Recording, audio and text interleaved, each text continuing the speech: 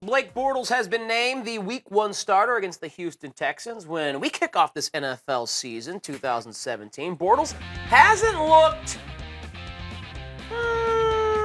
great in the preseason, but his competition hasn't really stepped up either. And we know the inconsistencies that he flashed a year ago.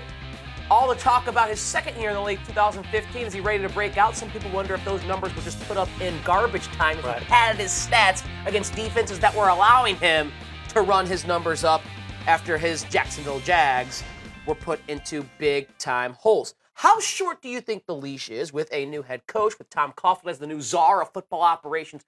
How short do you think the leash is for Blake Bortles in now year 4 after being the number 3 overall draft pick? Somewhere from 25 to 50% of the season, somewhere between week 4 and week 8.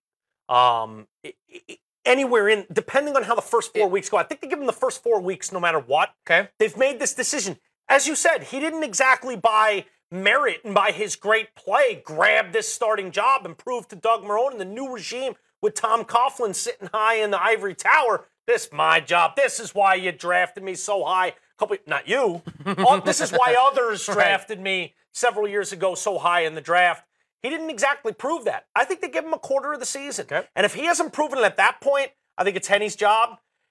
I think they give him no matter what. If it's sort of still up in the air and he's had some good games, some not so good games, I think they give him to halfway in the season. You see where the win-loss record is. You see what Bortles' numbers are. And then maybe they go to Henny. But I can't see it more than halfway through the season, especially the way the rest of that division looks. There's going to be some competitive play from the Texans and some other teams in that division. So I'm going to go 4 to 8, somewhere in that realm. He's got to win that job and convince those guys I'm your